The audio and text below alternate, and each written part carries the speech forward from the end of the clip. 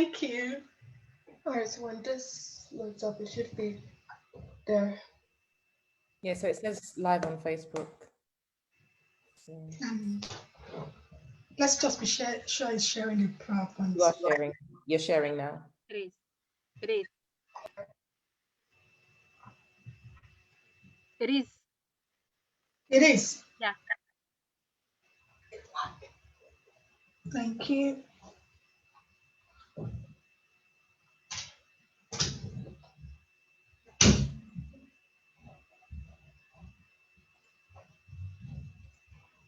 Okay, we can go now. Because it's 6 o'clock already. So we can just proceed and wait on or do we wait for people to join us on here? I think we should, and we can just start the conversation here because we're live on Facebook. We're live on Facebook.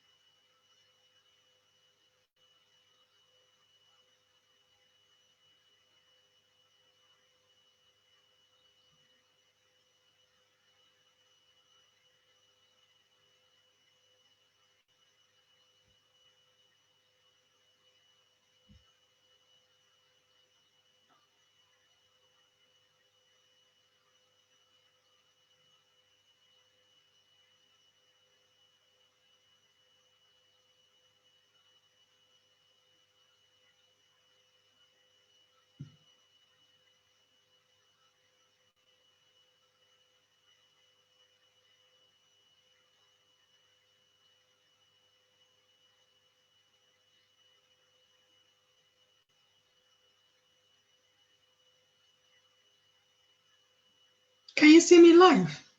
Give me a thumb. I can't find it. Okay, found where you share now.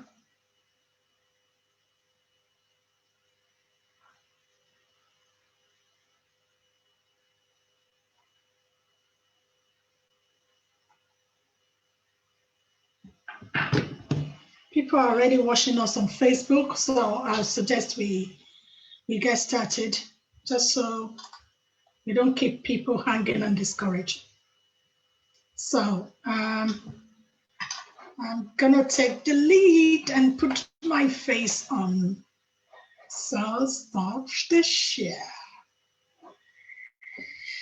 Hello, good evening, everyone. Welcome to Klimax Family Homes Learning Support Workshop. And I want to say a particular thank you to all our panelists tonight for joining us.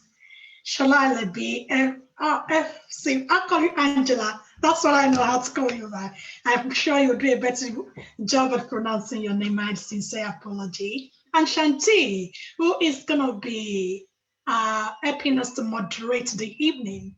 And the goal of the evening is basically to empower parents, especially parents of young peoples of primary and high school age, on the paths and the knows and what they can do to actually help their kids succeed academically. Because oftentimes what we'll see is in this part of the world, we often see that a lot of young people really want to succeed, and their parents equally want them to succeed. And there's no doubt about that. But because of the change in environments, the adaptation, the challenges, the language barrier, the system is ever evolving, the politics around education, we don't name it. Most of us do kind of lag behind in giving our children the right support that they need to help them maximize the opportunities that they have. Because I tell you what, this is a land of opportunity. And there's so many things out there that children can actually lay their hands on to do. But unfortunately, without the support of the parent, without the parent knowing exactly what to do and how to guide their children, it may be almost impossible for them to achieve. And this process oftentimes has to start at a very early stage. I happen to have two young girls in very top schools in this country. And I remember having them as babies, and it was quite a challenge even to have the right information as to where to get resources to guide them, having the right connection with parents of similar like minds, So these are kind of areas that I thought about as part of the people that kind of like shape this workshop, that there are parents out there who, by their whole right, want their kids to succeed, like I said earlier, but they just don't know what to do. So the floor will be open to you tonight, courtesy of Klimax Family Hub, and on the back of award for us, sponsoring us to deliver this event, to one, enable you as a parent to ask questions, because it's not just about teaching. You will have some burning questions that we know will have been at the back of your mind as a mother, to say, oh, how can I help my boy? How can I help my son? Or some of the challenging issues that you've faced in school around parenting, the timing and things like that. We've got the experts in the house. They will be guiding us through and telling you where to get the right resources, how to get the right information, how to navigate through the system to ensure you are getting the very best for your children. Because at the end of the day, what we want as a community is to have children who are succeeding all around. Children who will grow up and they will be able to march on the same ground as well as their contemporaries, and their colors or what we don't know will not stand as a barrier for them. So please stay tuned and listen. And trust me when I say this, it's like a buffet you're having tonight. So get your plate ready, get the cutleries and what have you. And that is why because with Klimax Family Hub, what we do is to act as a focal point to bring you every resources that a parent will need to nurture a well-rounded child, and it's such children that we can be proud of as a parent, that, oh, looking back, I actually did succeed. So if at the back of this conference or workshop, or however way you look at it, you feel like you've impacted in any way and you need additional support, we have the resources available to help mentor, guide, and just whatever you need to help your child succeed. Like day before yesterday, we had the internet safety workshop whereby we're enlightening the parents on the dangers around internet usage and how we can help guide our children towards making sure that we don't allow them to get into danger, as much as possible. The video is still on my page, on my personal page, and so also on the Klimax Family Hub page for you to catch up on. There's a lot of words in there that, I want to encourage you to seriously sit down, have a watch of it, because at the end of the day, having academic success is one thing. Having something, a kind of a strength, a backbone, some kind of knowledge for a child to be able to navigate the internet world, especially in this time and age that most of our learning are done on the social media, not social media, on the internet. Sorry, I'm so used to social media because, most of us African parents, when we talk internet, the only thing that comes to mind is social media, Facebook, Instagram, and all the gang photo. But this is coming to say at the back of that, there's so many things that goes on behind those words. And I think if anything at all, COVID has made us realize that whatever it is, this is the new way forward. And you as a parent has to be able to use these tools to help nurture your children and direct them in the right path and making sure that it does not ultimately damage them. So I'm going to direct you back to that video whenever you have the time. Take some minutes, watch it, the game they are playing, whatever they are doing, what are the associated dangers? How can you help your child to navigate through this process to ensure that they don't fall victim of gang grooming, sexual exploitation, and what have you? But tonight, don't let me take too much of your time because I know time is fast running. Klimax Family Hub is bringing you again a very robust evening, telling you how to get into that grammar school, how to get in, those top grades, how to help your children study with less stress, even with them using internet and what have you. I don't know everything our speakers, our panelists have in stock, but I can tell you it's going to be very, very much of a buffet tonight. And I want to say congratulations to being on board and joining us. And if you're joining us on Facebook, please leave your comment, leave your questions. Nothing is big enough, nothing is small enough. Everything is here. We're going to be addressing them. And on that case, I pass you on to Shanti Oduwaye to anchor the evening. And I'll be coming back again at the end of the program to see what we've been able to just have an overview and feedback of the evening. So thank you very much. My name is Kemi Tomide Johnson. I am the chair and the founder of Klimax Family Hub, and alongside with all my board of directors, and I'm just saying welcome on board and have a very wonderful evening learning with us. Thank you. Over to you, Shanti. Thank you, Kemi. Thank you so much. Okay, so if I open up the PowerPoint.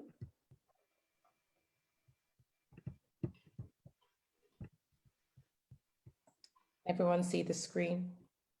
Okay, so welcome this evening. So it's about understanding the education system and how to support your child through it. As Kemi mentioned earlier, sometimes as parents, it's a bit difficult. You kind of just leave the school, your child will get on perfectly fine and you don't actually know the process and when to start preparing for certain things. And sometimes when you do start preparing, sometimes it's a bit too late. So today is kind of looking through Key Stage 1, Key Stage 2, along with secondary school and grammar school. And that is going to be presented. Obviously, just talking briefly, I'm not talking that much. I'm going to leave it for those that are in Key Stage 1, Key Stage 2, and Key Stage 3 and 4. About the early years, we're also then going to be looking at Key Stage 1 and Key Stage 2 with Shola.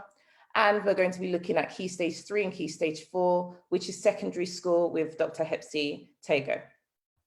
Okay, so with primary school or nursery, as most parents know, with, when they're trying to get their children into nursery. So if I introduce myself first, my name is Shanti Oduwaye. I'm a qualified secondary and sixth form teacher who left teaching to begin my own Ofsted registered childcare, which is a setting that's based in Basildon. We're also the finalists for the Believe in Basildon Business Awards 2020 and have been awarded Certificate of Excellence in 2020 through childcare.co.uk. So a lot of parents, when they do start nursery or they want their children to start in an educational setting, which is normally around the ages of 2, 3, you know, they see that their children play a lot.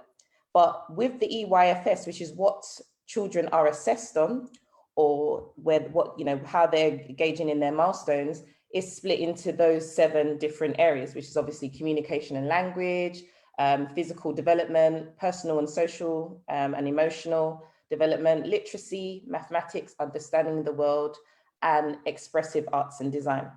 And what that's doing is kind of mapping them out in different age ranges. So where your child should be to make sure they're progressing the way that they should. And it's similar in terms of what they do in primary school. So each term or each half term, they would then assess the child to see where they are in comparison for their age. So that is exactly what we do for the early years. You know, we're all about preparing them ready for school so that they have those skills to make sure that they're independent and able to, once they go into school, they're not struggling in any areas that they should have been able to do or met their milestones. So that's my short, brief overview. So I'm going to be introducing you now to Shola Alabi, who is a qualified teacher and an education and parenting consultant. She's also a speaker and best-selling author. She is a multi-award-winning entrepreneur in the private education business. And she's a director and owner of 2, not 1, 2 thriving and successful education centres, one based in London and Essex. And she's devoted the last 20 years in educating children and working with their families. Okay, so I'm going to be passing you over to Shola. Do you take the lead? Right, thank you so much for that, Shante. Thank you as well for giving a bit of an overview into the early years and the competency areas. Right, thank you, Kemi, for the opportunity to come here this evening. And also, Hepsi, it's really nice, and Shante, to be rocking the boat with you this evening. Okay, right, so I will be talking very briefly about the primary years, which of course, after Shante had actually done all her magic with the young, the going through the early years, then they get into the primary years, where we then take over and then begin to build on the foundation that has been laid within the early years. So I'm just going to talk about 5 different areas, and then we would just take the opportunity of questions later on, because I know that there will be a burning desire to ask your questions this evening. Right, so the first thing I'm going to do is I'm just going to spend a couple of minutes just talking briefly about the primary years. So within the primary years, there are 2 different key stages. You've got the key stage 1 and the key stage 2. The key stage 1 is where your child starts in reception, coming in from nursery, and then they go into year 1 and then year 2.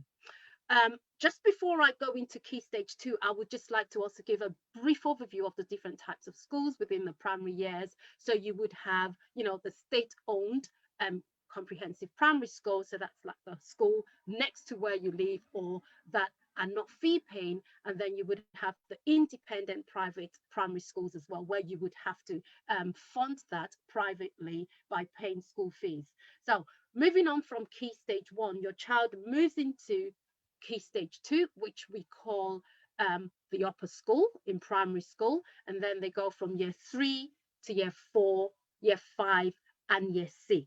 So that's the overview briefly of the primary years. So your child starts in reception at the age of 5 and then walks out of primary school at the age of 10 or 11, depending on which month of the year their birthday falls in or within.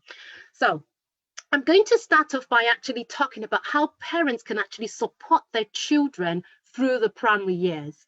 And one key aspect of this, as Kemi did mention when she was introducing the session earlier on, was to start them early.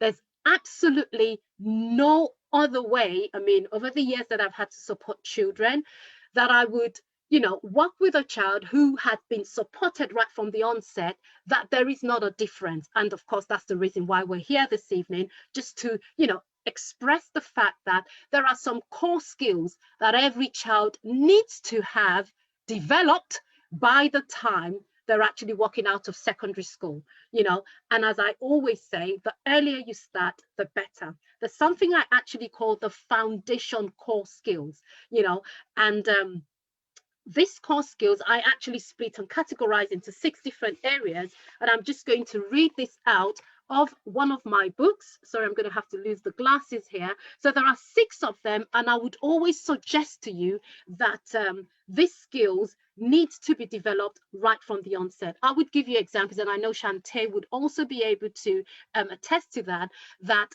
with your child's reading skills right from the onset, if your child misses out on probably their phonics skills or being able to understand the way they can actually read, and then moving on from reading to comprehending what they're reading, they would struggle through the primary years. So that's one of the core skills. And the best way to start, as I said earlier, is right from the onset, start reading to your child, get them to read no matter how tricky it might sound, just incorporating that into their day-to-day activities. So once they start reception or even before, incorporate reading into their daily activities, so starting that early. The second core skill is, Josh, I'm actually just going to handwriting. Okay, as I said, this is still talking about the fact that we start them early. Our children start off, with scribbling, just drawing things around. That is the beginning or the development of their core skills. So when you start to get them to write, I know that, sometimes our kids go over the walls and so on and so forth, provide materials that they can use to begin to actually scribble and start developing those handwriting. The third is having an extensive vocabulary. I know I do work with children who are, preparing for selective school exams. And for those that actually, score really high are those that, of course, have an extensive vocabulary. There are so many resources that you could use. To be honest with you, you could even start with a dictionary, or you could get some flashcards, begin to talk about words from a very early stage. When your child reads something on the billboard, what exactly does that mean? Just begin to develop their vocabulary from a very early stage. That's another core skill. Start them early. The cat sat on the mat. What does the cat do? What is a cat? Where else will the cat sit? Just begin to use day-to-day conversations to build and extend their vocabulary. The fourth one now, moving on to numeracy now, is their arithmetic skills, their basic number skills, excuse me, just get them into the habit of, they're adding, they're taking away, day to day, going to the shops, just talking through, oh, I bought 2 of those yesterday, we've only got 1 left. How many more do we need to buy? So just looking at the basic arithmetic skills. Number 5 is the times table skills. Guys, Hepsi, tell me about this. When your child knows when they know their times table, mental math becomes a doddle. So just begin to, there's so many singing CDs that you could play on the drive to school in the morning. There's so many things that you could use to improve on their times table skill. And the last one is their problem solving skills. So please start them early. And peradventure, your child has moved into secondary school or they're in the later years of primary school, incorporate these things at their level, so you can say, oh, I've missed that opportunity. Wherever they are, just start them with whatever you can. So please put in some preparation and some planning. Ability versus expectation. This is a topic that I actually get questions on a daily basis, and what I mean by that is, for a lot of us, we want our children to do well, like Kemi said, but then your child is capable of this much, and our expectations should match our children's ability. I'll use mine as an example. I've got 2 of my own and many others, because I do like to call my students my many children, because once they slip into my net, there's no way they're leaving that net without doing really well. So when you know what your child is capable of achieving, and I know questions might be going through your minds thinking, how will I be able to tell, or how would I know? The best place to start with is your child's teacher. Another thing that you could do is look at the pattern of their reports, and you as well will be able to tell that your child is capable of doing this much. Okay, so it would be a disaster if your child's ability is at this stage for now and your expectation is up there. I'm not saying we should not have expectations for our children or not have high expectations for our children, but if your child's ability is not as high as them, I don't know, I don't want to use any specific examples here because I don't want to get into trouble, but you would know what your child is capable of achieving. We tend to do a lot of comparisons, oh, my next door neighbor's daughter is studying architecture in the University of Wales, I want you to do the same thing. And your child doesn't even have the ability to draw, and talk less of, knowing how to, to design. So it's just making sure that you know what your child's ability is. I've done a lot of work on that. Pick up my books on Amazon. There is a lot of work on understanding your child, knowing your child's ability, and then having the right expectations for them. I want my children to excel and do well, but then I would be doing my child a disservice if I know that my child is a level 6 at the moment. I'm expecting him to be attaining a level 7. What I always encourage is put things in place to help them, but let your expectations match your child's ability at this point in time. Third, parental involvement. Yes, a big one. For every child that does exceptionally well or does well, if you look around, there is an adult. Could be the parent, could be a supportive person, but in most cases, there is somebody who is actually championing that child to do well. So my advice this evening would be, parents, do get involved. Okay, there are different ways by which we should get involved. When my son was in primary school, I used to devote every Friday afternoon to going to support not necessarily his classroom, but some of the classrooms in reading, just sitting in there and listening to children read. It shows you're involved, because then I know what they're doing, within the primary school or within his school. I can then support him when I'm at home with those resources. Another way is, you can actually join the governing board. You could become a parent governor. Just show up, be involved. And also at home, ask your child, what are you learning in maths? If maths is your strength, support them. If English is your strength, what are you doing in English? Let's have a look at your homework. Be involved. Be in their business. I know that my child number 2 doesn't want me to, but I would always make sure I'd say, just send me a message. What do you need? What help do you need? What resources do you need? How do we move from A to B? So just get involved. Show the interest. Our children love it by the end of the day, because my son says to me, in as much as you could be a pest sometimes, but mom, honestly, what you said yesterday made sense. Sal was actually doing change of the subject of the formula, and guess what? Guess who was answering all the questions? And then I'd say to him, yes, we're going to be doing the same. So please get involved. If peradventure you don't know how to, there are so many. We're here to help, and we can point you in the right direction. Okay, exams in the primary years. Right, there are a number of exams. Right from reception, your child is being watched, and I mean it. Right from when your child sets their foot into school, they're being observed. They go into year 1, they have their phonics screening test around the summer of year 1, just to find out whether your child has latched on the sounds and their reading skills. Then your child goes into year 2, they have their key stage 1 SATs.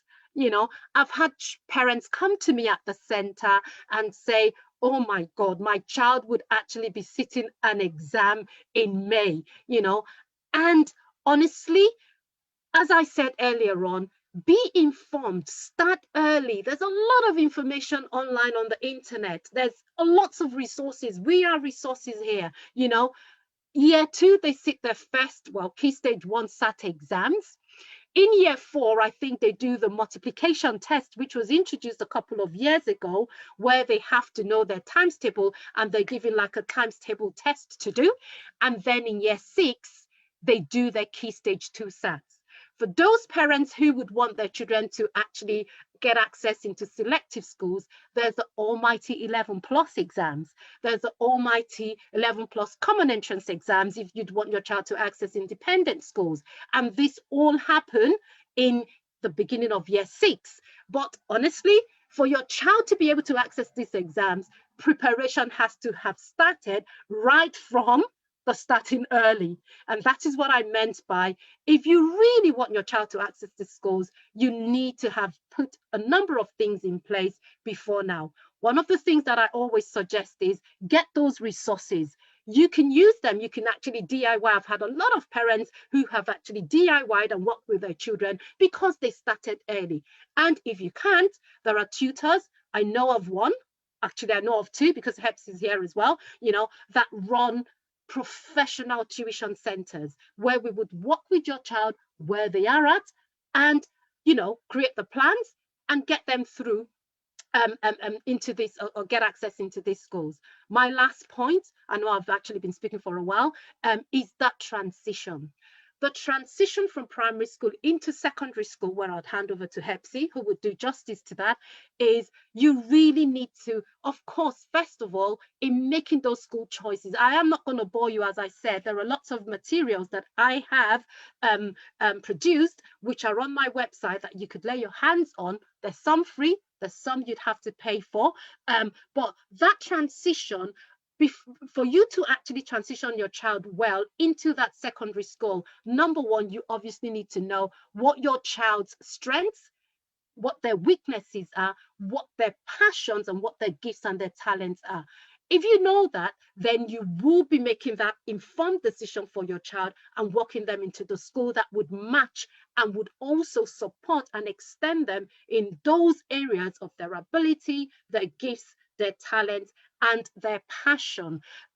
Transition as well is, of course, trying as much as possible to support your child so when they move from that small classroom into the pushed into secondary school where they have to go into different classes and move about, their emotional well-being is intact, their mental state is also intact. What I always encourage parents to do is, wherever your child is going to, look for friends or family whose children have gone through or even in that school to more or less talk through what to expect so they are ready mentally before they physically set into school. So prepare your child mentally, prepare your child emotionally, and of course, physically go in, visit the schools, look around, ask questions, you know, and familiarize yourself with those schools. But before you get there, just please make sure you have done your research and you have an idea of what the school has to offer. I am going to stop there because I'm looking at the time now. It's 6:35. And I'm going to hand over to Hetzi. But just before I do that, I'm sure we're going to get the opportunity to do this at the end. If you would like to find out about anything, all my resources, visit my website and just, you know, you could contact me via that as well. Over to you, Hepsi Wepsi. I'm just going to introduce, my video just went just then. Thank you so much, Shola. You know, I agree with all the points you've made, and I was just there nodding all of them, taking some extra notes, you know. We will take questions at the end. I think some parents may find that they don't really understand how to help their child or where to start. And just like you said, there's lots of resources out there. You need to continue to encourage your child. I know you said, I've taken a few notes, giving your child the right learning environment to learn. if you know, having things around them, whether it's books at home. Sometimes I know that parents think to themselves, I'm not really involved too much on that side of things. They leave it to school, even if it's educational books or starter packs. I'm sure lots of parents can start looking into those things in terms of starting early. Okay, so going to present Dr. Hepsi Tago. So Dr. Hepsi is a scientist and educator, and she runs the Town Square Learning Centre in Basildon. She has a PhD in dermatology, which is from UCL and Queen Mary's University in London, and has been working in the education sector since 2014. So Hepsi brings her experience from the science industry and academia and teaching across the 3 different secondary schools that she's done in Essex. She's also a multi-award winning scientist, just Google her name, is all over there, an international speaker, and has presented at conferences, organizations, and events across Europe and Africa on education. So Hepsi has set up the Learning Centre in Basildon to offer school-supported learning and summer school programs for Key Stage 1. So I am going to pass over to her. Over to you, Hepsi. Hey, thank you for that lovely introduction, Shante. And yeah, Shola, always love hearing you speak. I know you've advised myself personally as well as to how best I can support my 2 little people through their primary school years. Okay, so I'm going to talk no more than 10 minutes, so we have time for the interactive part of this discussion on how best you can support your kids through secondary school, okay? Right, the main areas I'm going to cover, and I'm going to start with attitude to learning. Okay, Shante, if you can just switch over the slide for me. So I'm starting with attitude to learning because the workload and expectations from primary school switches drastically when you start secondary school. And usually for a lot of kids, it takes them a while to realize that actually the workload required from year 6 jumping through to year 7 and then going through key stage 3 and eventually key stage 4 are very different. And as Shola had said, that your child is being watched right from the beginning. In the same way, so when you're transitioning into secondary schools, reports from primary school follow your child to whatever school they're going to be going to in secondary school. And believe it or not, they are put in sets from the first day they get into the school. You may not be aware of it, but of course, and all students are not going to put into one room. So you need to group them somehow. And for a lot of schools, the way they group them, just so you're teaching a similar abilities, is to put the kids in sets. Now, you don't stay in those sets throughout year 7, 8, and 9, but as and when they're doing the assessment, whether half-term or at the end of every term, your child can then start moving between sets. Now, again, we know not all kids have the same ability, but it's quite important to understand. I remember when I'd done the school placements when I was considering going into education, and the schools that I have gone to, you have to go in and do some observations.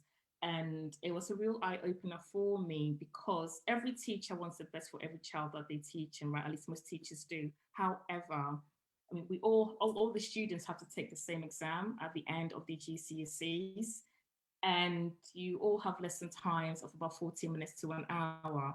Now, for a teacher who was taking 3 same year groups of different class abilities, who has 40 minutes to teach a lesson, and you go into one set and you can, because of the attitude to learning of the kids in that set, you maximize that full 40 minutes you have. And so you get in a lot done. Whatever you've planned to deliver in that session is done, homework is set, there's a lot of interaction, and you've ticked your box. You go to another set of the same year group and you spend half the time on classroom control. So those same kids in that same year have only achieved half the information you plan to deliver in that session. And don't forget, at the end of the GCSE of year 11, all these kids are going to sit the same exam and they're all in the same school. So starting from attitude to learning is quite key that you can support, but then have conversations with the school and your teachers right from the beginning, just to make sure that your child is in the right set, so they're getting maximum benefit from their teachers, okay? So that's just on attitude to learning. And then it comes on to subject choices. So year 7, year 8, year 9 is key stage 3. So usually all the subjects are compulsory, and then everyone has to do the same thing.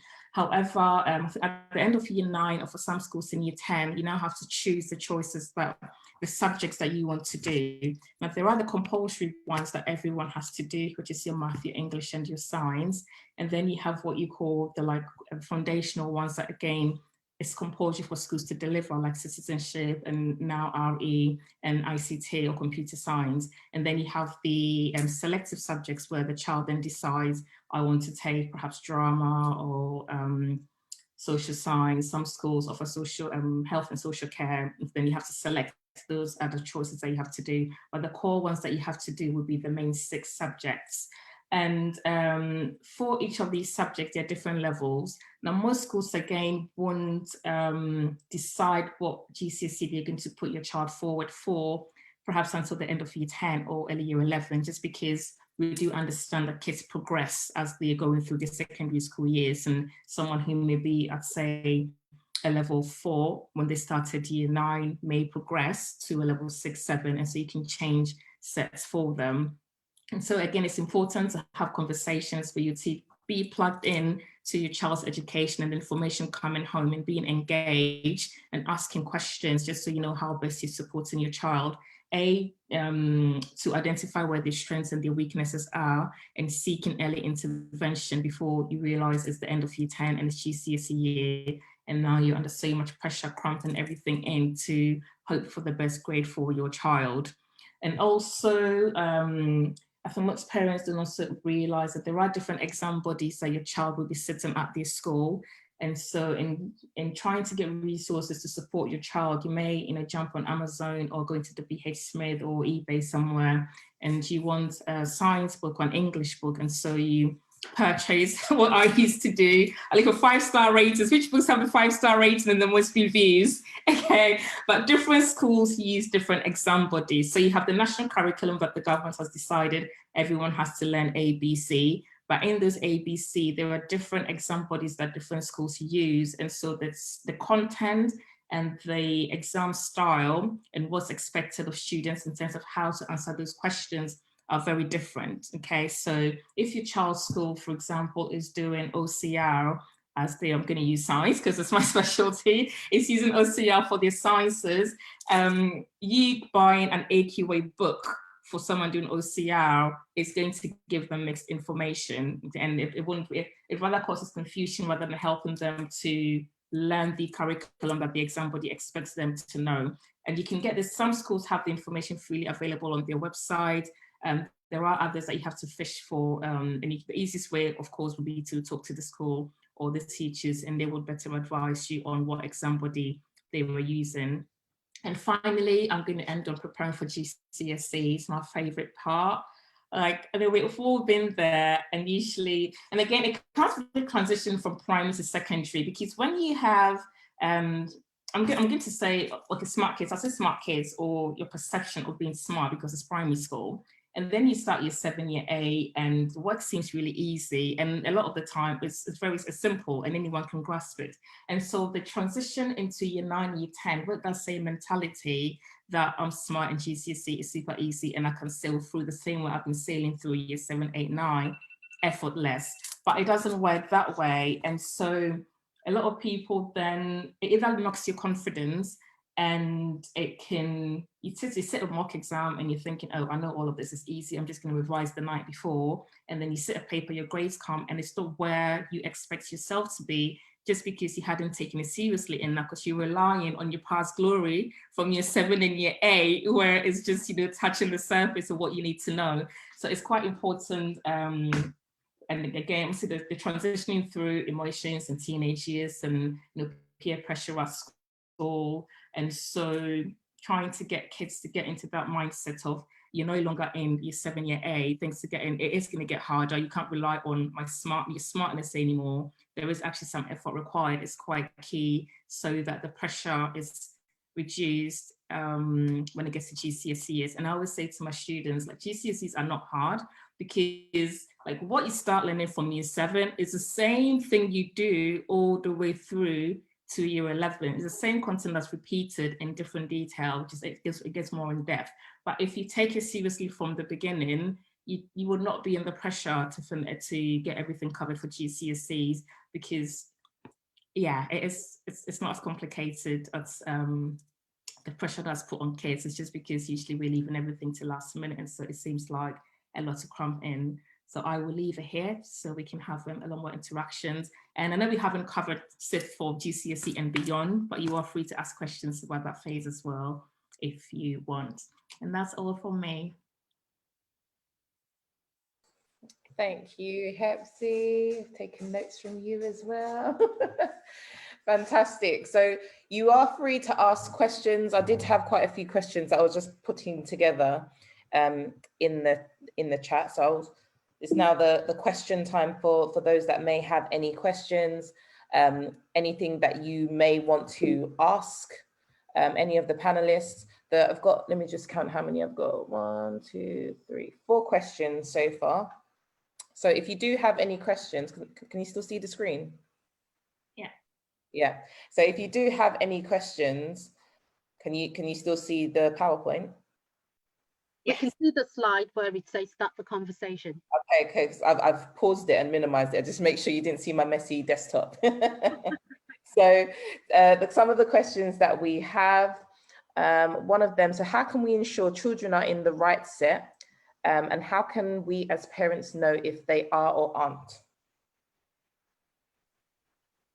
Right, so you can ask like the head of form of the class teachers and say, usually most schools would do set for maths, English and science, not so much the other subjects. And so you can ask, are you doing sets for the students? And if so, what sets have you put my child in, and why have they been put in that set? What can I do to move if they're not in the set one?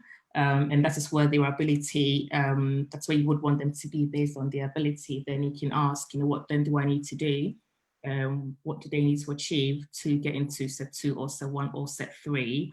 But really it's based on grades. They always do end of term assessments, and it will be an average of whatever grades you get in combination with your attitude in lessons. And so there will be kids who are acing every test you're doing, and you will not be put in set 1 because you're too disruptive. And so unfortunately you'd have to be moved into another set. I'm trying to find the right words to say these things so it doesn't come across like, yeah, but yeah, it's not just about what you're achieving, but also your attitude in the lessons. Because if there's a set of students who want to get their head down and work, and there's a student who has that same ability but is very disruptive, you will be moved out of that set.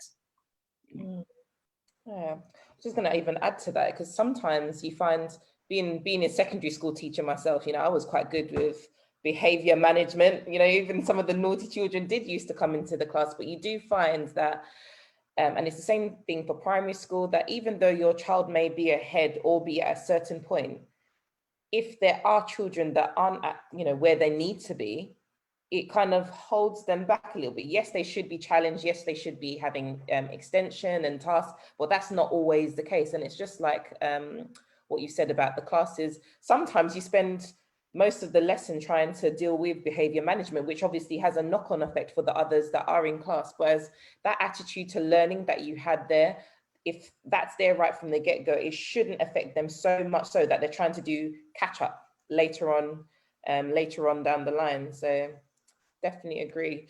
The other question was, how do I know if my child is suitable for selective schools or not?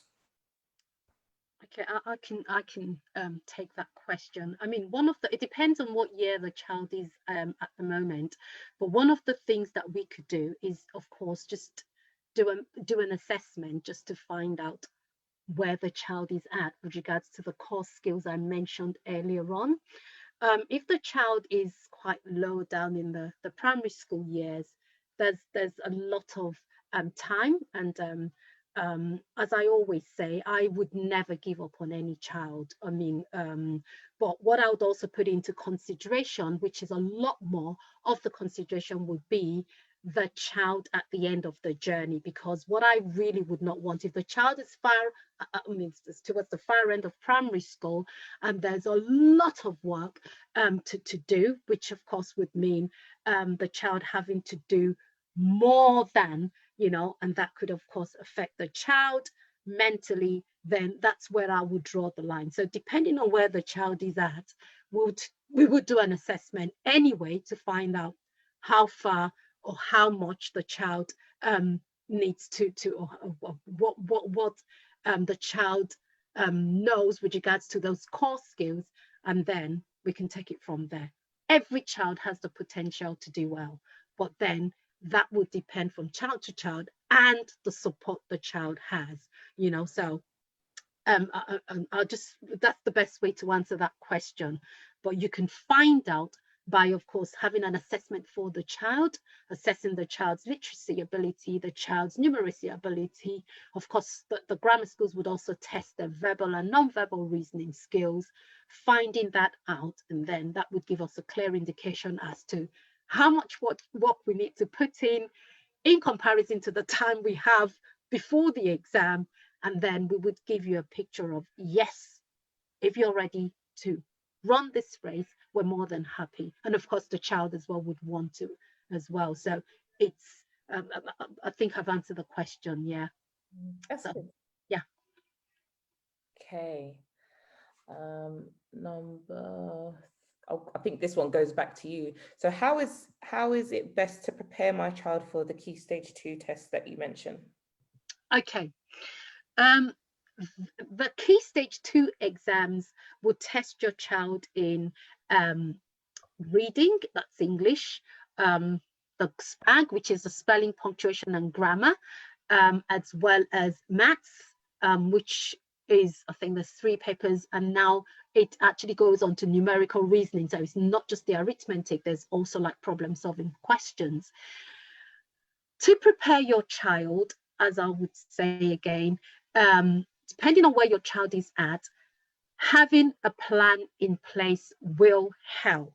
So if your child is in year 5 at the moment, you can begin to look through some of these resources online. There's kind of a lot of free resources, SATs, year 5 type questions in maths and English, and begin to find out the gaps that are in their learning, if there are any, and then begin to fill those gaps. Because another thing is your child might be strong in the problem solving, but then of course the other way around, their arithmetic skills are excellent, but then being able to comprehend the problems in maths might be tricky. So if you can identify those gaps now and begin to put things in place, you know, then that's a way of preparing. But just doing something on a daily basis, or probably, you know, just have a plan in place. That will be the starting point. Have a plan in place of you getting them to do a bit of work in maths and in English, and then having an idea of some of these past questions or these SAT questions,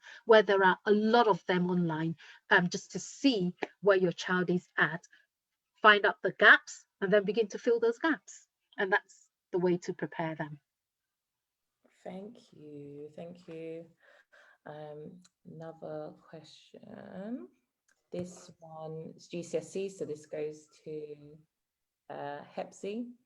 So should most children choose more academic subjects for GCSE, or allow them to choose things they like and enjoy, such as art, textiles, PE, etc.? Okay, so there are GCSE subjects that are compulsory. So your maths, English, your science are compulsory. And then the other foundational subjects like the ICT, if the school offers it, and I think language and citizenship, everyone has to do. So there are no choices in that. It's when it comes down to things like, for example, if your child doesn't intend on picking a science subject for sixth form, and you have to choose what sciences you're going to do for GCSE. So you have the option of foundation or the higher. And in the foundation or higher, you have the option of doing a double science or triple science. Triple science is of the highest grade. And then, so with triple science, you get foundation and higher. And then with double science, you get foundation and higher. And the difference being that you get 3 GCSEs out of your triple science. So rather than sitting an hour and a half paper, or 1 hour 15 minutes paper for your physics, and the same for your biology, and the same for your chemistry, you're sitting a 1 hour 45-minute paper for your biology, another one for your physics, another one for your chemistry. And so it's a bit more in-depth, and you need to do a lot more. If you're not going to do science for A-levels, I wouldn't advise doing triple science for GCSEs, just because your revision time is taken by a subject that you're not taking onto sixth form. But of course, if you are going to be doing A science for sixth form, then I would advise doing triple science if your school offers it, because sixth form would assume some pre-knowledge, which you may miss out on because you didn't do those extra bits for GCSE. So that's one example.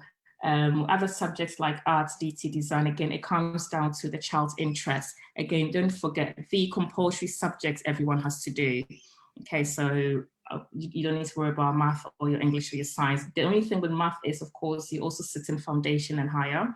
And so if you intend on doing a subject at sixth form or university that requires you to have high level math, then you need to be aiming to be doing a high level math for GCSE and not foundation math.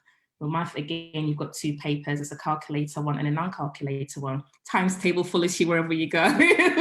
And so if you're, if you've just done foundation math at GCSEs and you want to do a subject, say like economics or sixth form, it's going to be a challenge because you only did math at foundation level.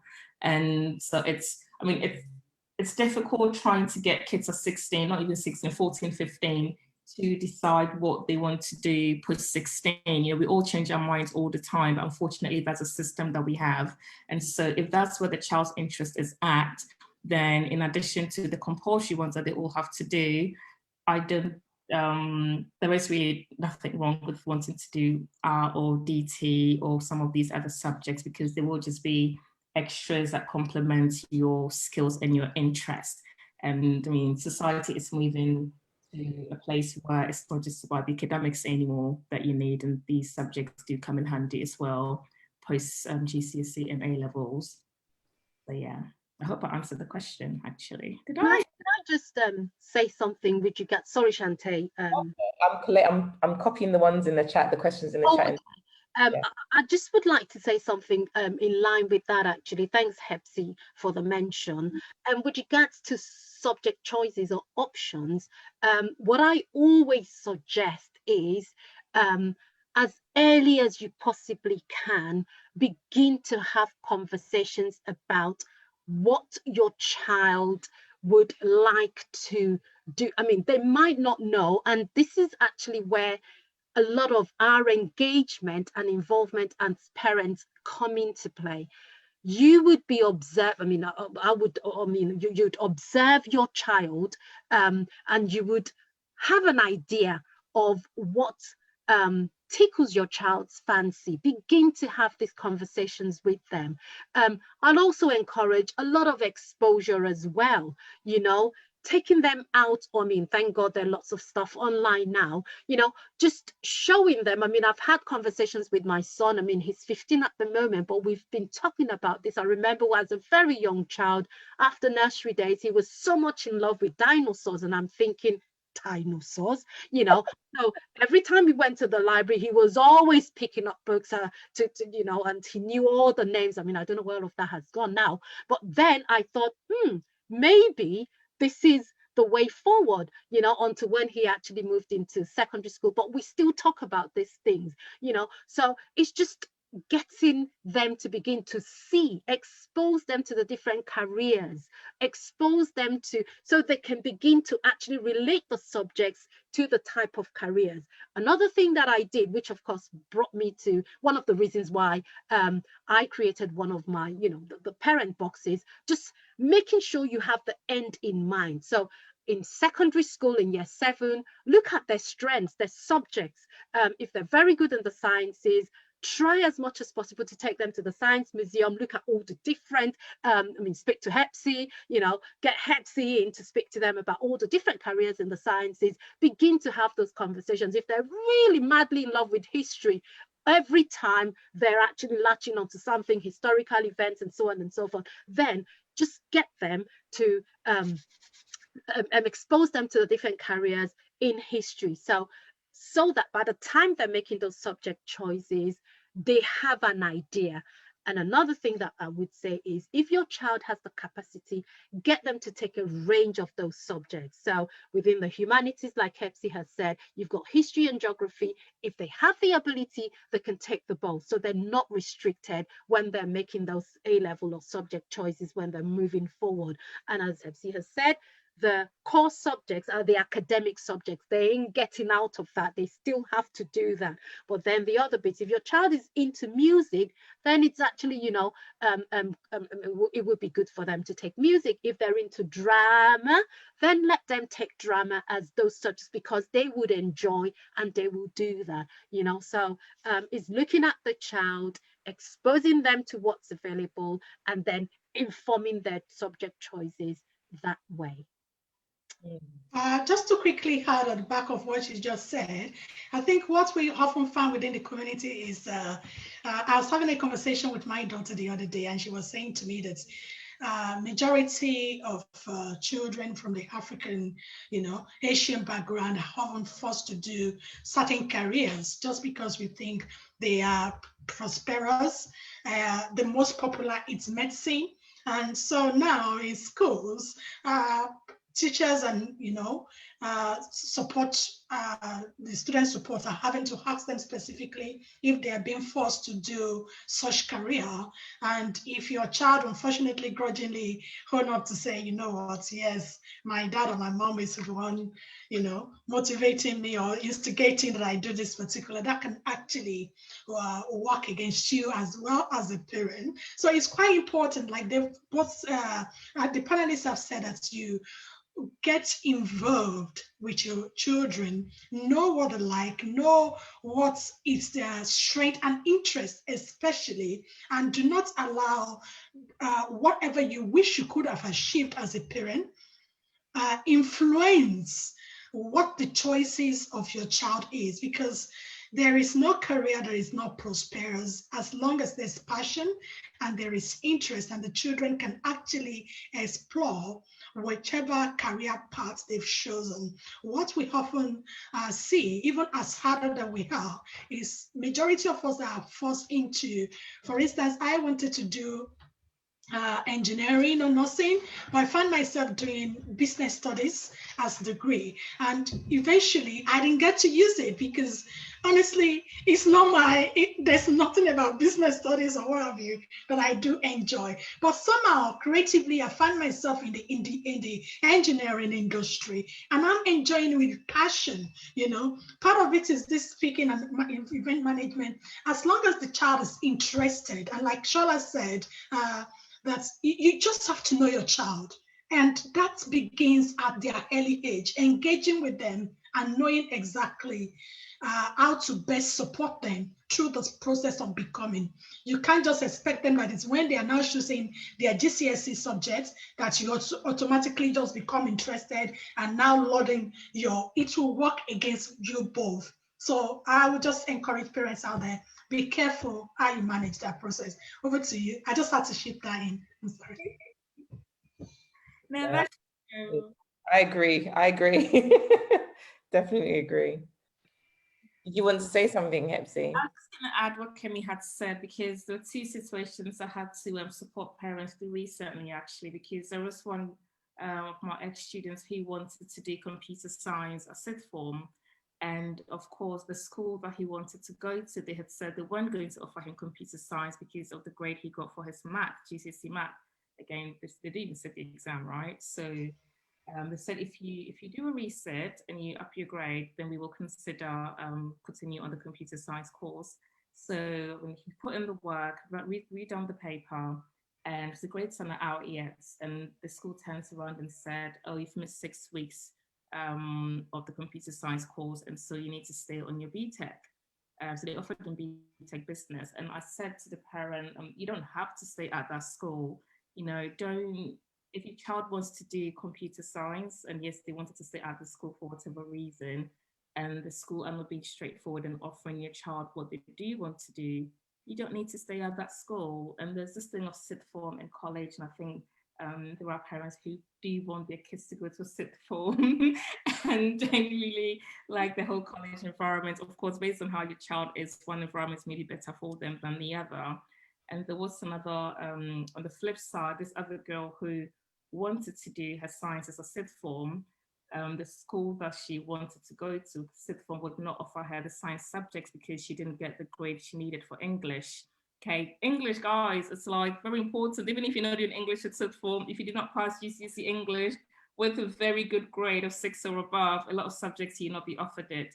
But so they would not offer her science because she didn't get the grade she needed, a 6 or 7, I think, in English. And you're thinking, well, but I'm not doing English at sixth form. You know, what's science got to do with it? But I said to them, you can still go to college and do the science if that's what you really want to do. And that's what they did in the end. And so the system will try and work against you in some situations, but you don't have to stay where you want to stay. There are other places who would take you, and yes, it may not be where you'd want to go, but at least you're doing the subject that you want to do.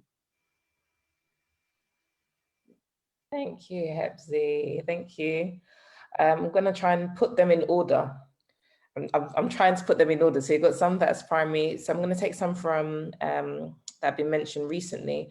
Are students disadvantaged by not taking triple science? Only if you want to do A-level science, just because you will start off at a point where you're expected to have some pre-knowledge, and that pre-knowledge will be from things that those who did triple science would have. And so it may take you a while to settle in, but eventually you will catch up, and then it will be a power everyone else on the course.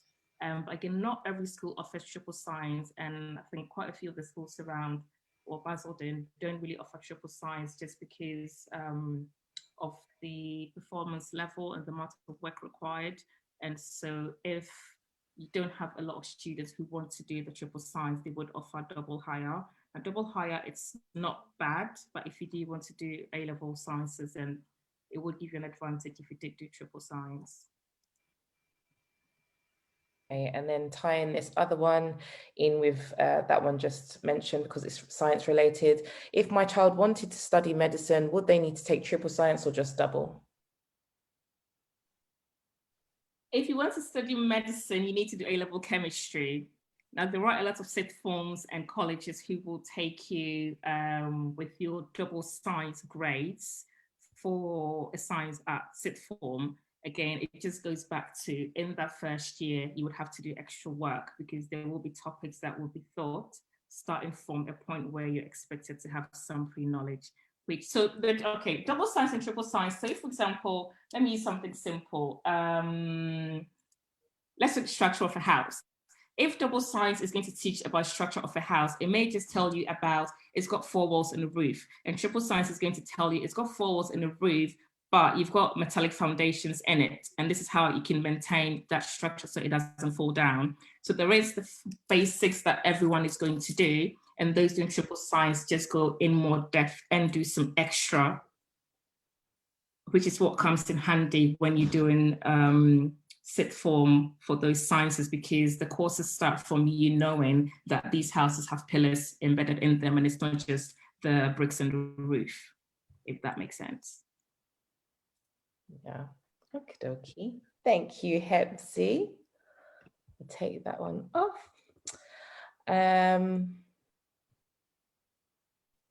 Where would I go to this one? So what advice do you have for apprenticeships and what courses benefit more from it? So should I pose this question to Auntie Shola? Gosh, Auntie Shola. That slipped out, didn't it? Okay, right. With apprenticeships, there are quite a lot of, I know that over the last 2 years, there has been quite a variety of this. I know it was something of, something that we didn't, that wasn't very popular a number of years ago, but there is a lot of resources and funding into apprenticeships over the last 2 years. So there are, I know that for most of well, there's quite a number of them within the engineering sector, and I know that I've seen a number within the law sector as well. So there are, all you need to do is just to research and find out, because it's becoming a lot more popular nowadays. So there are no specific areas that you have more of them, but I know that more in the engineering, and of course I think in the accounting as well, there's more, but it's actually getting right into all the other careers as we speak. So I hope that answers the question. Yeah.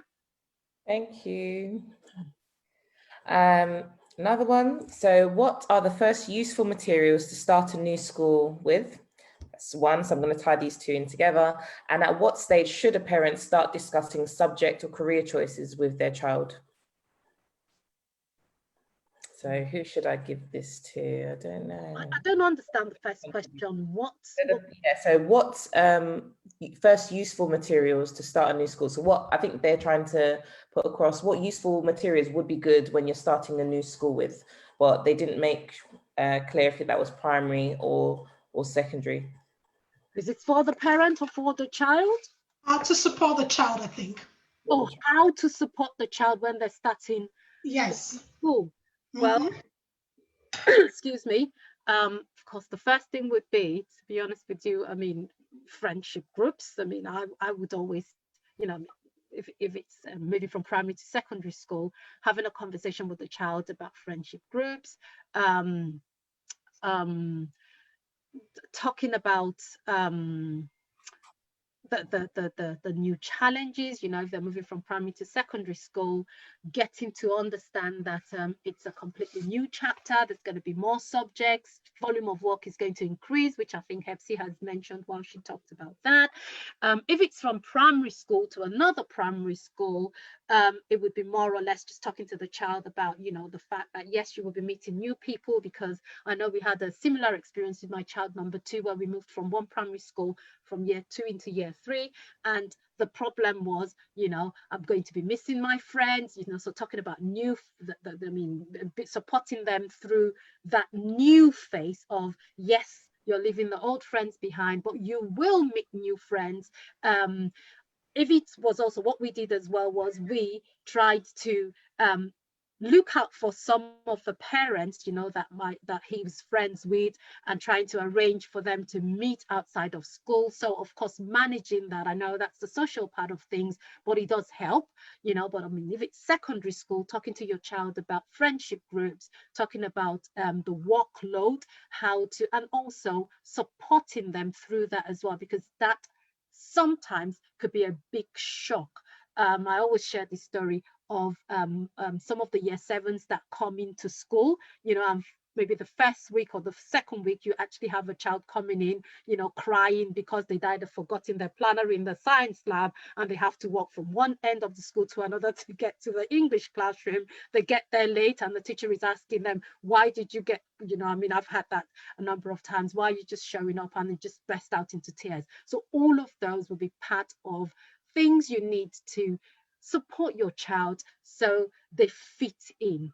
Their homework as well in secondary school, oh my God, I remember when my child number 2 started secondary school, we had to get a box for homework, schoolwork, where his textbooks, so that we know where to look for this. So being organized, supporting them that way, supporting them in their emotional state, and also supporting them in the schoolwork as well. So that would be my take. Just being there, having a listening ear, and just making sure that you're there during those first few weeks of transitioning into secondary school, a new school.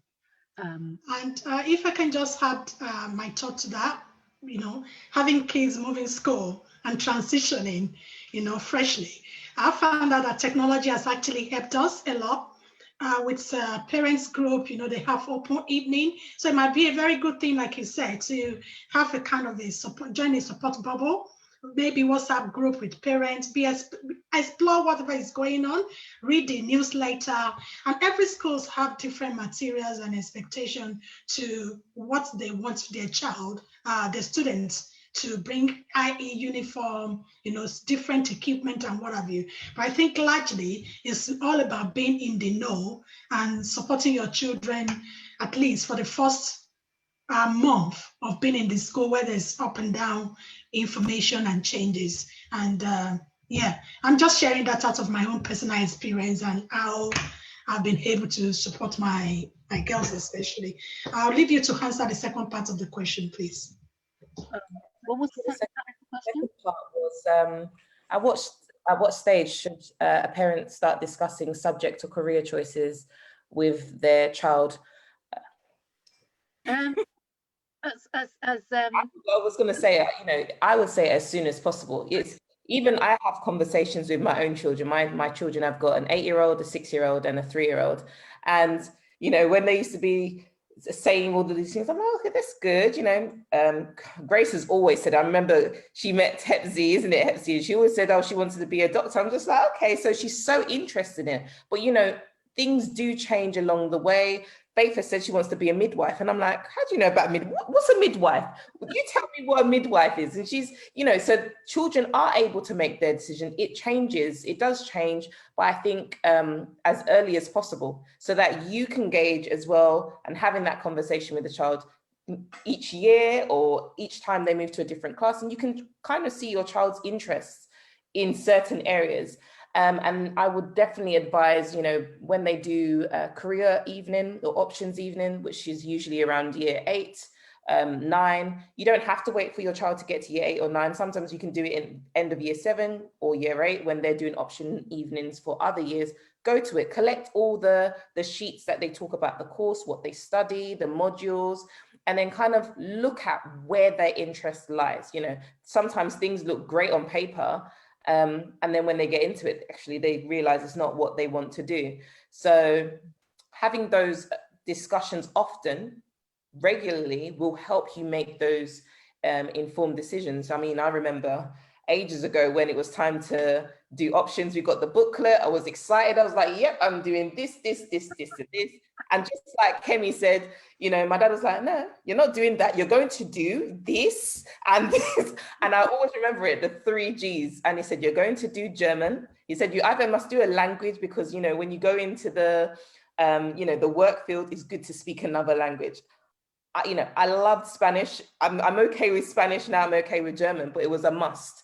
And I think sometimes when decisions are forced upon children where they feel like they've got no choice, they do rebel eventually. It could be, they finished the course. I've got 2 or 3 friends, they went through and did everything their parents wanted them to do. And then they spend another few years now reskilling in another area, which is what they've always wanted to do.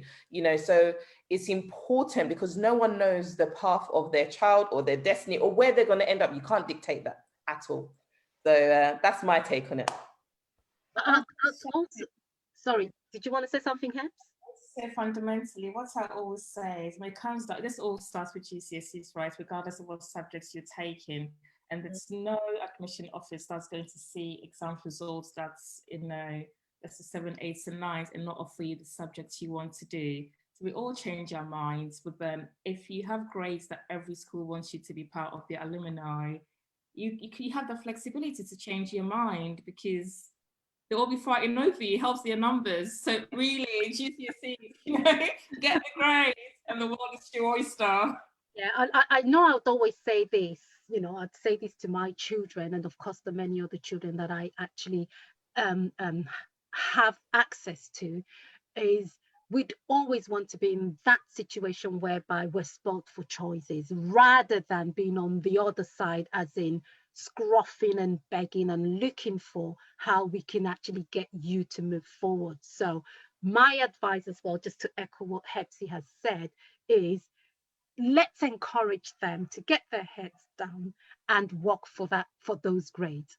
Another thing I would like to say with regards to the choices is what I also tend to do is if your child is actually going on about a particular career, look for places, work experience, I mean, I know everything COVID now, but or get them to speak to somebody who is in that career to tell them exactly what the career entails. What do you do on a day-to-day basis? I know quite a number of my students, or some of the children that I mentor, would say, oh, Auntie, I really want to be a teacher, but I'd want to be a teacher because you are a teacher. And I'd say to them, well, I'm a teacher with a difference, but this is where I started from, going into the classroom, having to run around with students, yanking off the high heels sometimes and chasing after students, the classroom management issues, the lesson planning, the marking, the assessment. So just getting somebody within the profession to talk them through, or to mentor them, or better still, give them the opportunity to come in to the workplace to see what they do. And that helps. When I wanted to become a teacher, it was actually set in stone. You had to go in to observe, isn't it, Hepsi Shante? You had to go in to see for yourself what you're getting yourself into, And I remember back in that, on that day, I got home and I actually had cold feet, but then I had to think twice and say, I really want to do this. Why? Because I would want to change things around. I'm not going to let what I see scare me. I was in the school at Forest Gate for the first time and I thought, oh my, is this what I'm going to get myself into? But I then had to sit down. So that helps. If they go in firsthand, they can experience, they can see what happens. And then that would be like another assurance. Yes, I've seen it. I still want to go for it. So that could also, but have conversations like Shante said. If your daughter is 8 and says, I really want to, walk in 10 Downing Street. Yes, look for days where there are things, within Parliament, you could take them in so they can see, get them to talk to people, expose them to these things, and then they can then make an informed decision. So they've seen it, they've gone to it, they've heard about it, and if they still want to, by all means, we would support them. Fantastic, thank you. Yeah. One over here. If my child is struggling with reading, how best, other than buying more books, can I support them? Is this not want, is a reluctant reader or can't read? Because those are two different things. Is it a child who is a reluctant reader? If it's to do with reluctant reading, then what I would always say is there must be something, that your child, even if it is, because I know I like to use myself as an example. When my child number 2, who was reluctant and didn't want to read, it's completely different to his sister, what we did, he loved football, so we began to, because we began to get the biography of some of the football players, and he would read those ones, and then of course when he reads those ones, he's picking up words. And then what we then do is we used to read in turns. So the books that I want him to read, we would read it in turns and we would explain. So it's also getting to know what they enjoy. Comics, for the boys, the sports part of the newspaper, they would be picking up words. So that's to do with the reluctant reader. For those that struggle with reading, it might be a case of them not understanding the phonics or the sounds. Get support, get somebody who can help them with regards to understanding the basics. That's of course going back to the sounds, or it could be a case that they have an additional need. I always steer parents into the right direction. It might be a case of them having a problem of blending the sounds, finding out what the problem is, and then just tackling that problem. So that's to do with struggle with reading on its own, the phonics, and of course a reluctant reader. So I mean that would be my advice.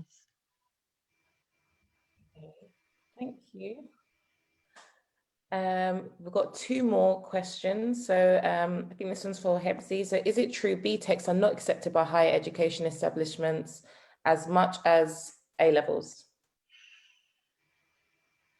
No, I mean, is it true that BTEC are not accepted as much as A-level? Are not accepted as much by higher education establishments as much as A-levels.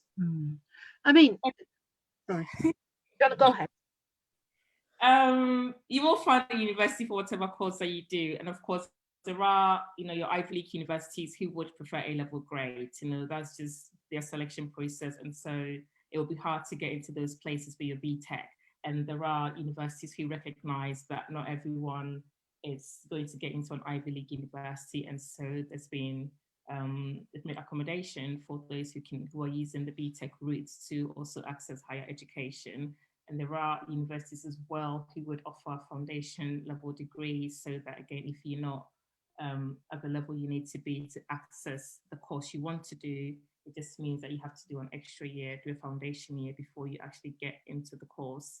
And so I won't say you can't get into university with a BTEC, you just can't get into certain universities. But the fingers are not equal. We can't all go to the same universities. And so what was that slide Shella had? Expectation versus ability. Yeah, it is. And just to add on to that, Hepsi, thank you very much for that, is always start with the end in mind. And I would just say,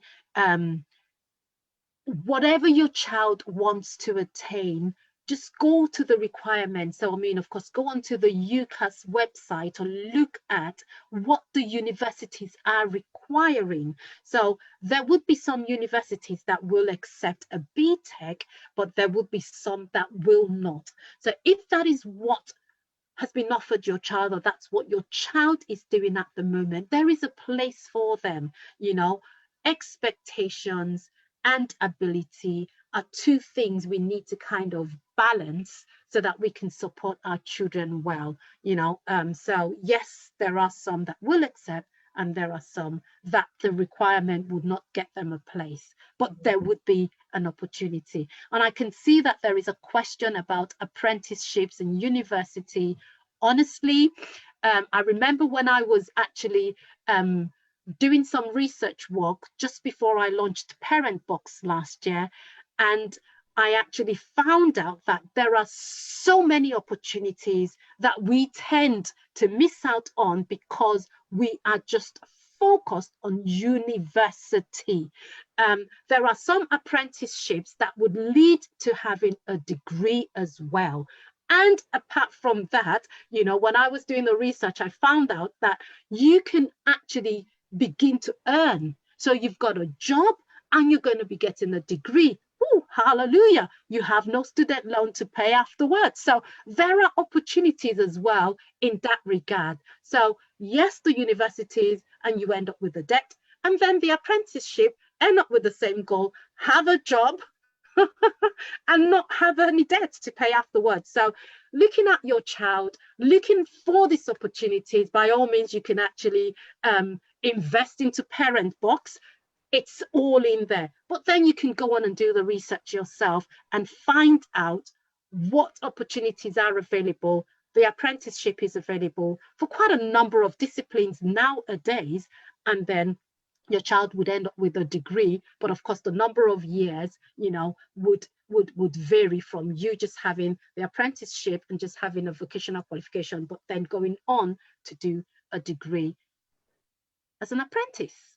Well, can I just ask you, on the basis of that, is there a dismerit to going through the path of apprenticeship and having to go to uni with your expertise? What would you say is likely to be if there are, the merit?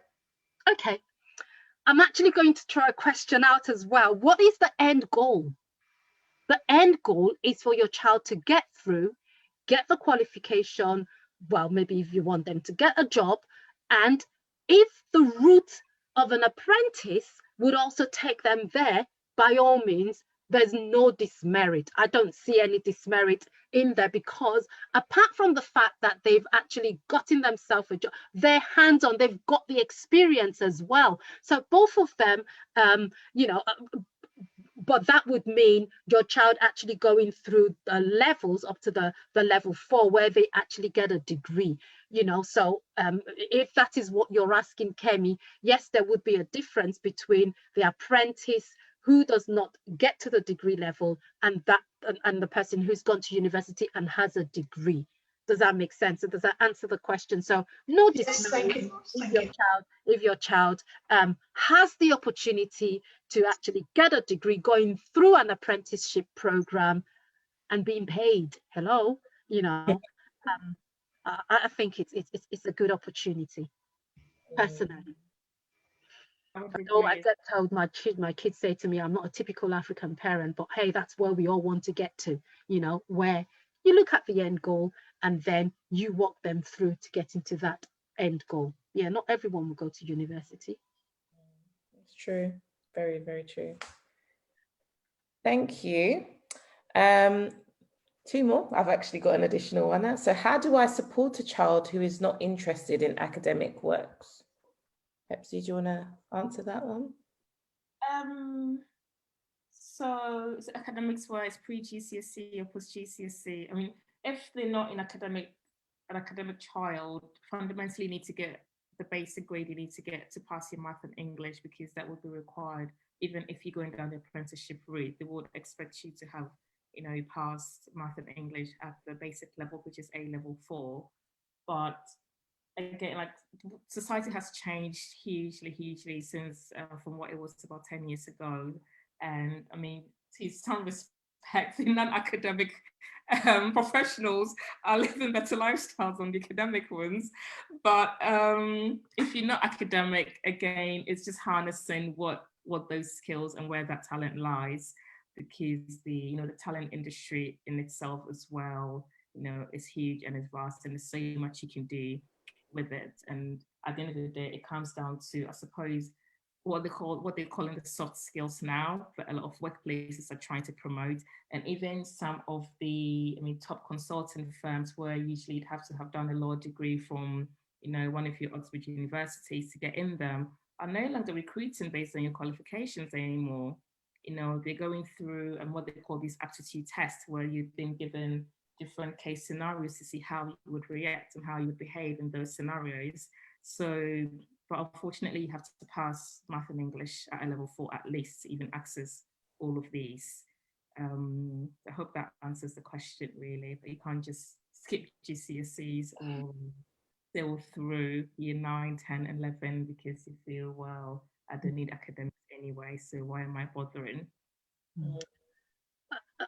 I would actually just say just a little bit in addition to that, Hepsi. When a child actually knows what they want to do, I mean, a lot of our children don't, but I mean, if they have an idea and then it's made clear what the requirements are, sometimes kind of puts the switch back on.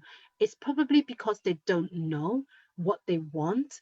And even with all, like you've rightly said, even if you want to actually do music, you still need those skills. You still need at least a 4 in maths and English. So making them understand that could help. Not having an interest whatsoever, I would have to find out why the interest is not there in the first place. Maybe it's because they're doing something else, and then harnessing that as well, because there must be something else apart from the academics. So if it's a case of them, I don't know, being into music, they still need to be on the top of their game. Hard work would still be required to do well. So we could channel that hard work into making sure that they get the basic requirements as well as, whatever they want to do. So it would be really, really important to ask what the plan is. If they're not interested in the academics, they don't want to have anything to do, what is the plan? And if you can tell me what the plan is, and this is what I would share with any of my young people, if you can tell me what the plan is, then by all means, and we can reason together, which in most cases there isn't a plan or there might not be a plan. But if there is a plan, we can reason together, and say, okay, let's go for it. It's lifelong. Learning is lifelong. So even if they don't, there are opportunities for them to resit it. But definitely ask for a plan. If you're not going to go down the academics route, what is it you want to do? And how are you going to do it? you know. And by the time you give them the opportunity to answer those questions, sometimes, you know, like the prodigal son, they come to their senses. Yeah, I was just even going to add, I like that. Yeah. I do 100% agree with that. And I think from my point of view, it's even if a child isn't academic or a child says they're not academic, it goes either way. It's not that the child says it, but a parent thinks it. And because they're not at, once again, expectation, they're not, you're not at the standard or the expectation that you expect your child to be. But I think it's about having the correct balance. You know, they're not going to be great at everything, you know, master of everything.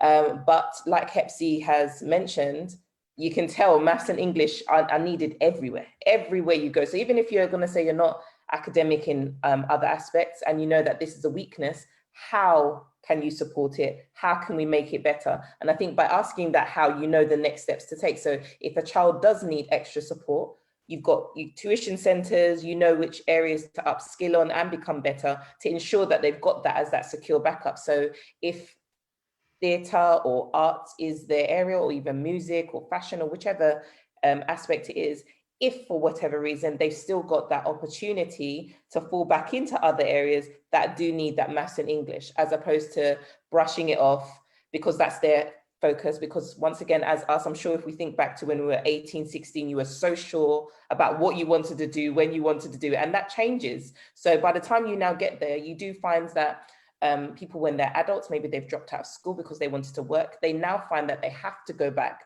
to do their maths and English. But rather than wait till you get there, let's work, you know, for the future in terms of planning and making sure. So yeah, maths and English are the most important things, especially like Hepsi mentioned earlier, for when they do grouping for year 6. A lot of parents don't realize that they're already assessing. Those year 6 SATs mean a lot.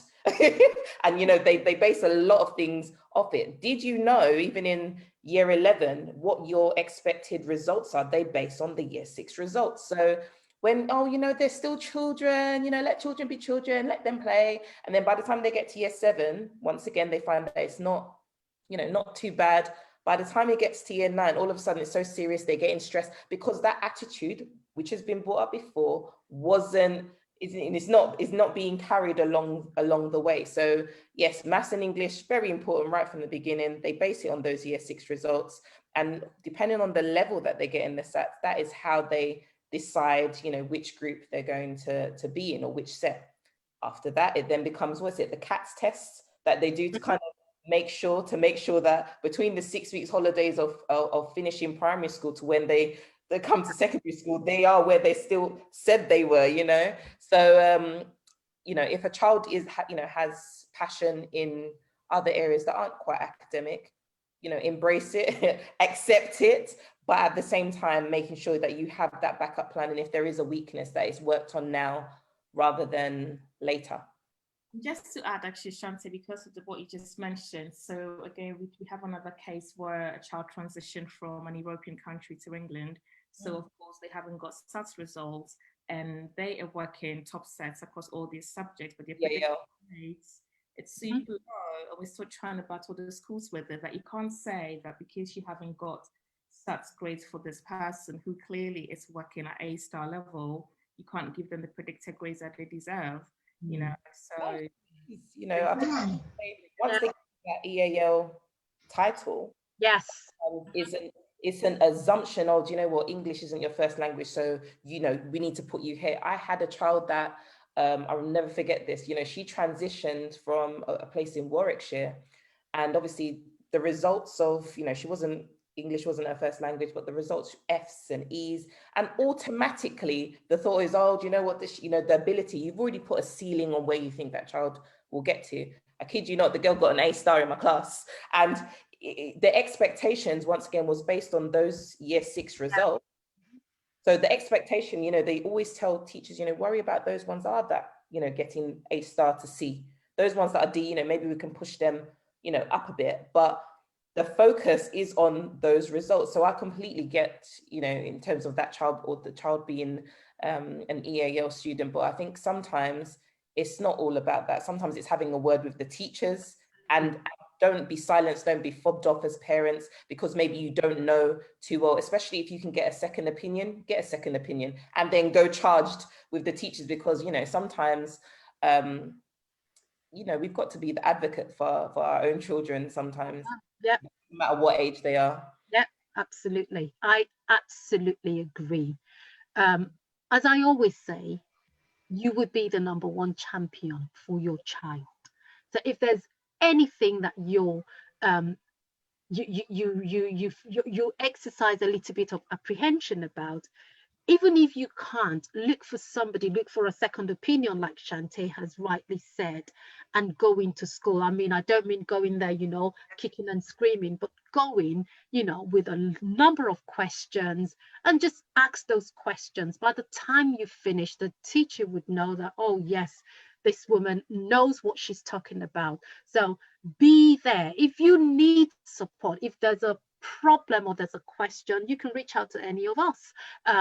Just a few questions will do the trick. You know, okay, my child is put in set 2, like Shante said earlier on, or Hep C. What do I need to move them from where they are to the next level? Of course, being reasonable and realistic as well. You know, what do I need to do? Can you suggest the resources? You know, what books do I need? What online resources? What do I need to do with him or her? And honestly, go away from there and begin to do those things, and just keep a record of them. And your child will definitely, but if you don't know, you won't do anything about it.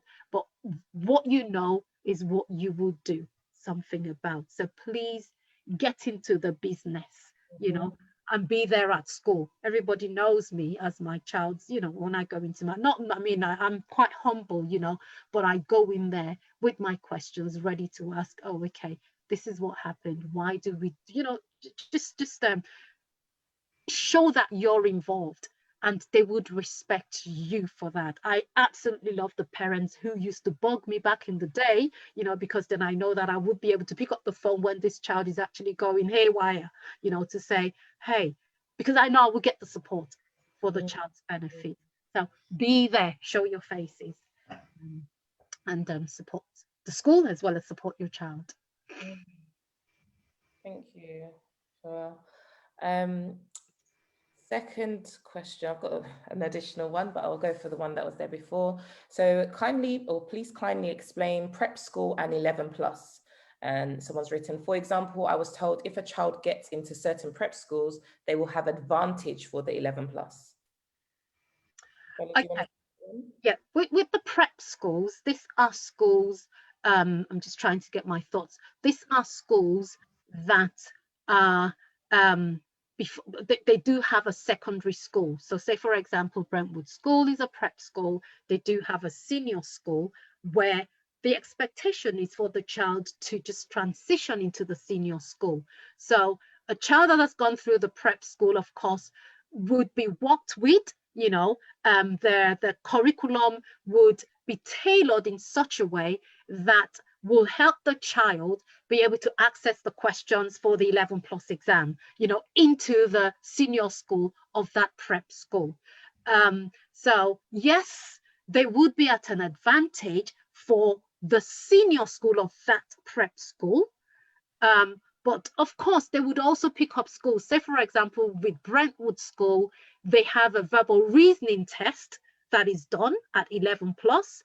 And also, some schools, 11 plus, would also test a child in verbal reasoning. So that is an advantage. The child is in an advantage position in comparison to a child who is not in a prep school and has never done verbal reasoning. So that would be an example of the advantage that a child in a prep school and the 11 plus or the senior school. And that would be the best way to answer that question. So if your child is in a prep school and they have a senior school, well, they still have to do the exam. But of course, if that's what they've been doing right from reception all the way, they would be in a better position to somebody who is just coming from outside to do the exam. But don't get me wrong, kids coming from different schools. My son did not go into didn't go into the prep school of the senior school he is at the moment, and he still flew in. He did exceptionally well, and he's in there at the moment in year 11. So it doesn't matter. But of course, a child who's never been exposed to any of these tests and a child who's been in there right from the onset, they would definitely be in a better position when they're being examined at 11 plus. Thank you, Shola. Last question that we have here is, how do I know if my child is doing well in primary school, and to what extent does their primary school report impact on their secondary school progress? Okay, a good example is the Key Stage 2 SATs, which we've just spoken about. And believe it or not, those SAT exams or SAT results tells actually tells the teacher, because that's the only information that the secondary school teachers have about your child's ability, so that informs what set they are put in year 7. So yes, those exams make sense. They also are used to predict, which we call value added, isn't it, from year 7 all the way to, so they use those SAT results to predict their GCSE grades, in year 11. So those SAT results are important. So how would you be able to tell your child's ability? They do have end of year exams. You can also get an independent assessment, like my centers, HEPSIS centers would always do an assessment, whatever year group your child is at, so we know where to start them from, so you could also do an independent assessment just to find out exactly where your child is and the gaps that are in their learning. So those are the ways by which you could find out how your child is doing in comparison or in relation to what the learning outcomes are for that year group. Okay. It's a question that I have, because I want to believe that all these things that we're saying, it will be quite easy for parents who are in the know and they can easily navigate themselves through this process and what have you. But what if parents who do not really, for instance, maybe by virtue of their own personal development or what have you, they don't even understand how to read or signpost or maneuver to get themselves, adequate information. And is there resources out there, or is there a kind of support group that these parents can be part of that will help them to get to know some information day in, day out? I'm going to be making it double. And the second one is there really a supporting argument to say the 11 plus exam is much more something, because we've been saying 11 plus. There's so many mainstream secondary schools out there who are equally doing well.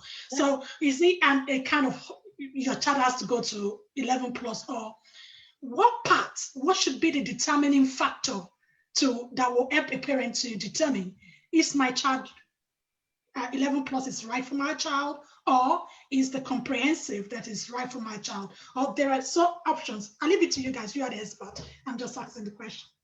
Do you want to go first, Hepsi, or should I start with my conversation? I'll take the first one. Let Shola take the 11 plus question. Okay. I knew that was coming. What was the first question again, Kemi? What resources are available? Yeah, what resources are for parents who are not actually, technological savvy, or what advice will you give to them to enable them support their kids better? It's a good question, Kemi, and I say it's a very good question because I didn't do primary in England. I was 17 when I switched over, so I came straight into sixth form from Ghana, and information was messed up all over the place, so it was a lot of navigating around. But I would say, obviously, start off by speaking to people in your network who perhaps have been through the process or have been through the system. And so, I talk to Cheryl a lot about, how best I can support my kids at the level that they're at. And my kids have been through Shanti as well in their early years. But most importantly, what I did want to say about that was, for those of you who are local to Basildon, if you have access to my contacts as well, I'm happy to have conversations and support you where required, but it can be a difficult place to be. And there are a lot of parents in that situation, even some who I do see through the centre. And so now I know, I have a lot of information and I know a lot better. So I would definitely be happy to support any parent who's lost. I don't have a support network, and I don't, well, if there are some out there, I don't know of, because it's a phase that we went through as well. So I'm happy to support anyone through navigating anything that they are not sure about or they feel lost. And that's what I can say. With the resources, there's, depending on if you're online or not, there are a number of groups out there that are for parents, but it's just finding them. So even if on Facebook, if you're in part of, some people are part of, I don't know, information groups or party groups or whichever one, if you type in parent support groups or primary school support groups or 11+ support groups, there's loads out there, and you can ask questions, things that you don't know, especially if you've come to a country and you might not know many people that you may be able to ask, or you've not really made networks at your child's school. There are those groups there that you can be free to ask those questions, and someone will always be able to give you their advice on what you need on any of the questions that you've asked. So navigating all that information as well. It's just there's so much out there, and it's just where do you start? What are you filtering through? But just to add. Be helpful. Shall I just actually kickstart that, drop in our website? I think it would be very helpful if you can drop your website and how you can be contacted in the comment box, so that at least whoever needs it can take it on and run with. And I just want to say from her end as well, that if you think for one reason or the other you need an additional support or signposting, please feel free to contact Klimax Family Hub. You can just use the email. I'm going to be teaching out the address on our comment boxes. On the email I'll be sending out to you is info@klimax.org.uk, info@klimax.org.uk. Just drop us a message or what have you. I'm very, very, very, very always on Facebook. Drop me a comment or what have you in my inbox or what have you. Be sure it's confidential. You can go through our page as well. Just put whatever you know that is your concern, how to best support your child. And where we cannot provide you with adequate information, we will always have people within our network that we know that can help you adequately. I think the most important thing is that we know that you and your child are prospering, because it is when you know as a parent that you will be able to support your child. From what I've gathered tonight with all the speakers speakings and with Shanti as well, everything they've said tonight is the fact that your child will do well if you as a parent know what you're doing. It's almost impossible for them to go through the formative years without your contribution, because most times the mistakes we make as parents is to think that, oh, the teacher says it is well, and because of that it is well. Yes, it is well, but if you look a bit deeper, perhaps you will see some areas that you can help them to shed a bit of light on. And another thing that I've observed with my kids especially is when a parent is quite actively involved in what their children are doing, you take interest and you spend time with them. One, you are able to gain their cooperation, and two, you are able to encourage them as they go along by identifying their weaknesses and know how to provide them with the right support as well. And when you know that you don't have the right knowledge, because I tell you what my first daughter actually, when she was in Year 1, year 2, year 3, I was flying with our mathematics, English, I know every rhyme, I know everything. But the moment she was going into year 3, come year 4, listen, I became vegetable and I couldn't, almost everything coming for, I don't understand anymore. And I had to just hone up. And it was at that point I started hunting around for people that can actually support her through the process. And what I've realized is going through the journey with her, as one, giving me as a mother the confidence to know what her capabilities are. And so if from school there are issues, I can adequately go into the school and speak from a knowledge point of view. It is not like I'm just speaking to them. I say, I don't know what the teacher is saying because I know my child capability from home. Then I can also say, you know what, I don't think this is right. So if you don't get involved with what your kids are doing, it is almost impossible for you to challenge the school or even to support them through the school system as well. So yes, I know we are busy. I know cash, but in this process, whatever we want our child to turn out to be, there's a common saying that you cannot feature in a future you do not picture. So if you picture a successful future for your child, you have to be part of the picture from the onset. They can't graft you in any shape or form. And another point I like to pass on as well is the fact that we can't compromise the formation stage. Because some parents think, oh, they're still in primary school. And I'm quite shocked this evening. This is a new discovery for me, my hand on my chest. The fact that there's primary school report do follow them into secondary, and their predicted grade is determined by that. So which means everything they've been doing right from the reception age is accumulative.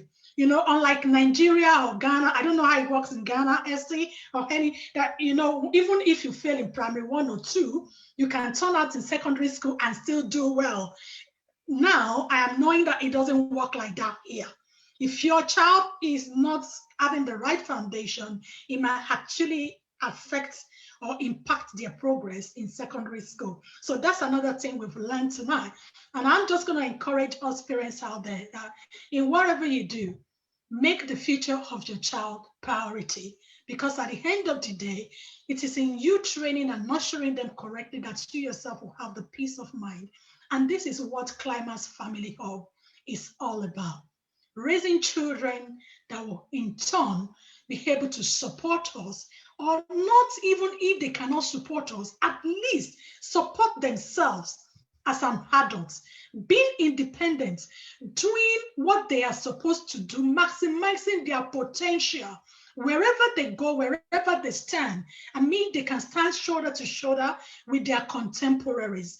And I know we always bank on prayer, we bank on destiny. I'll tell you what, those things do work. But I tell you, if my parents do bank on prayer for me, their prayer works, but with my hard work and with the kind of upbringing they've given to us, toiling, I can't sleep past 5 a.m. I will be aching, and that is from the rigor of having to wake us up early, knowing what to do. They taught us how to make money right from young age, how to keep some away, and what have you. And those things has been part of my life. They are the values that embed, that kind of shape the way we move. And I want to think that is the way for every successful person out there. You don't just have an orange out of a seed without planting it.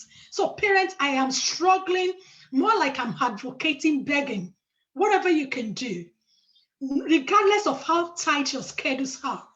Let's try and make time for these kids. All these things we have shared tonight, and I'm quite very, very grateful for all our panelists, Dr. Shola, Dr. I still call you because I'm not, why I keep calling you Angela, really, because I've never been able to pronounce your name properly. So you're going to have to forgive me for that. And of course, yes. And of course, my darling Chantel, thank you so much for anchoring tonight. Very, very well.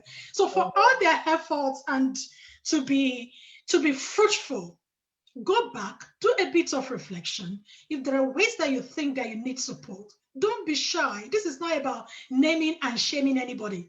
This is all about helping us all to grow together as a community. Enough is enough. We don't want any child dropping out of school, at the worst, being what they are not meant to be. We all have a child. At the birth, we cradle them, we are happy, and we see them with the joy flowing in our heart. I can see the picture of my husband holding our first baby when we first bet her. And we all pray, we hope for a great future for them. But it all lies in our hands. And I pray that God will help us, but we have to help ourselves so that we can best support our children. I'm going to be saying, I don't, because I'm mindful of the time that we're going to be rounding up. Please do leave us feedback in the comment section. And if you're watching on Facebook, kindly please leave us your feedback on how we can better improve workshops and seminars like this to meet your needs. Or if whatever you've learned tonight that you think, you know what, thanks to this workshop, this thing has shaped me, please leave us a comment. It will be helping us in planning and going forward and what have you. I want to say a big thank you to our Word for All UK as well for helping us to deliver this workshop. I'm saying thank you. I don't know, I'm going to give you a minute each to give a word to our parents, and then we round up. Starting with Dr. FC. One last thing. Yeah, guys, we are, I think, we're the best supporters of our kids, and everyone wants the best for their child. And so just wish you all the best, and please seek help if you're not sure as to what you're doing. All the best. Thank you. And Dr. Shola, please. Wow. Okay. I'm actually wearing that with a lot of pride this evening. Thanks, Hepsi. So I'm rubbing off you. Right. I'd like to first of all say thank you, Kemi, for the opportunity. What I would say is please do not suffer in silence. Seek help. I am putting my hands off. I've put my website out there.